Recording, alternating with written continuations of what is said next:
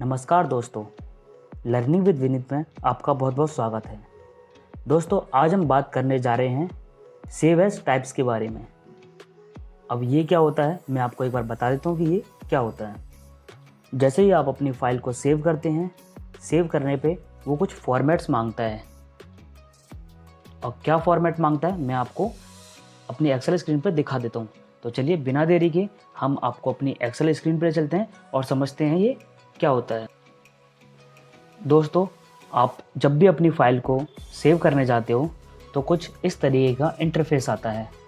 मैं आपको एक बार लाइव फिर से करके दिखा देता हूँ। आप जैसे ही अपनी फ़ाइल को सेव करने जाओगे तो कुछ इस तरीके से ये आपकी फ़ाइल लोकेशन आ जाएगी और यहाँ फ़ाइल नेम आ जाएगा। उसके नीचे आप देखोगे save as type. Save as type में बाय डिफ़ॉल्ट एक्सेल वर्कबुक होगा।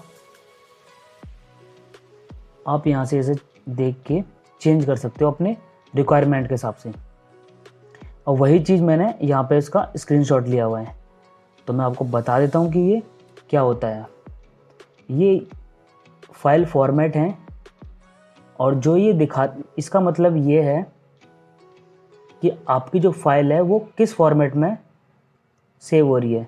यानी कि अगर आप एक्सेल वर्कबुक के अंदर करते हो तो आपका जो फाइल का एक्सटेंशन है वो कुछ और होगा, और अगर इनेबल्ड मैक्रो में करते हो तो आपकी फ़ाइल का एक्सटेंशन कुछ और होगा।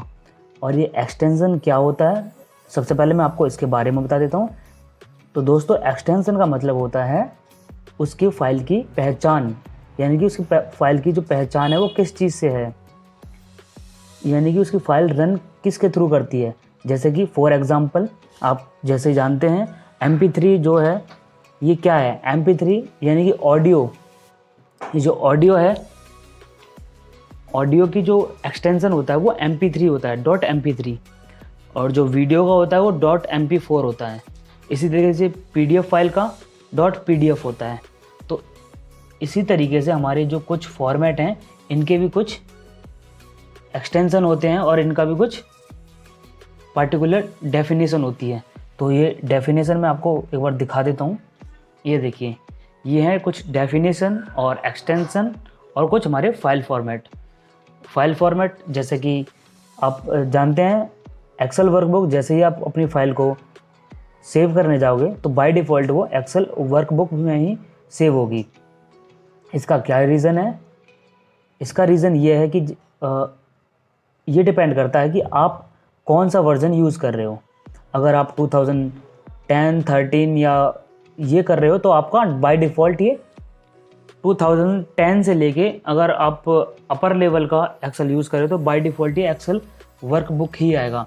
अगर उससे नीचे का कर रहे हो तो शायद ये एक्सेल 97 टू एक्सेल 2003 ये, या फिर कोई दूसरा आ सकता है। बट हाँ, अगर आप 2010 से ऊपर का यूज़ कर रहे हो तो वो एक्सेल वर्कबुक ही आएगा। तो दोस्तों, इनके कुछ ये एक्सटेंशन है। इस एक्सटेंशन की मैं PDF डिस्क्रिप्शन में दे दूंगा, आप वहाँ से इसे डाउनलोड कर सकते हैं और इन्हें याद रख सकते हैं। दोस्तों, इनकी भी जानकारी हमें होनी चाहिए। मैं ये नहीं कहता कि हमें हर चीज़ की जानकारी होनी चाहिए, बट हाँ, इनकी भी थोड़ी बहुत जानकारी होनी चाहिए। वो बात अलग है कि हम इनके नाम याद नहीं रख पाएंगे, बट इनके कुछ ऐसे यूज़ हैं जो हम अपनी डेली लाइफ में, यानी कि जो डेली वर्क यूज़ है उसमें ला सकते हैं। जिस तरीके से मैं आपको बता देता हूँ किस तरीके से ला सकते हैं। जैसे कि मान लीजिए मैं अपनी फ़ाइल को अगर सेव करता हूँ तो मैं बाय डिफ़ॉल्ट एक्सेल में सेव करूँगा, और अगर मैं फ़ाइल को किसी और फॉर्मेट में करना चाहता हूँ तो पहली बात तो उस फॉर्मेट में क्यों करना चाहता हूँ, इस चीज़ का आंसर देता हूँ मैं आपको। दोस्तों, हम अपनी जो फ़ाइल है उसे किसी और एक्सटेंशन में इसलिए मूव करते हैं क्योंकि हमारी रिक्वायरमेंट कुछ अलग होती है। अगर हम अपने डेटा को सिंपल तरीके से रखना चाहते हैं, यानी कि उसे एक स्प्रेडशीट पे एक एज ए टेबल रखना चाहते हैं, तो हम उसे एक्सेल वर्कबुक में कर सकते हैं, हमें कोई प्रॉब्लम नहीं है। बट हमारी कई सारी कंडीशन होती हैं, जैसे कि फॉर एग्ज़ाम्पल ये देख लीजिए एक्सेल मैक्रो इनेबल्ड वर्कबुक। अगर आप अपने एक्सेल वर्कबुक के अंदर कोई भी कोडिंग करते हैं यानी कि VBA, आगे हम बताएंगे कि VBA क्या होता है और VBA की क्लासेस भी स्टार्ट करेंगे। बट हाँ, सबसे पहले हम एक्सेल को पूरा निचोड़ लेंगे, उसके बाद हम पहुँचेंगे VBA के पास। तो इसी तरीके से हम अपनी रिक्वायरमेंट के हिसाब से, अगर आप उसके अंदर कोई कोडिंग करते हैं और आपने फाइल को सेव नहीं किया है एज ए मैक्रो इनेबल्ड, तो आपकी फ़ाइल में जो भी कोडिंग होगी वो बिल्कुल ख़त्म हो जाएगी। इसलिए ये रिक्वायरमेंट पड़ती है। और मैं ये जो हाईलाइटेड कुछ आपको फॉर्मेट दिख रहे होंगे, इन फॉर्मेट के बारे में हम डीप में बात करेंगे थोड़ा कि इनके क्या क्या यूज़ होते हैं। तो सबसे पहले मैं बात कर लेता हूँ, आपको जैसा पता ही है कि एक्सेल वर्कबुक में सिंपल कुछ नहीं होता, इसकी डेफिनेशन आप यहाँ से पढ़ सकते हैं।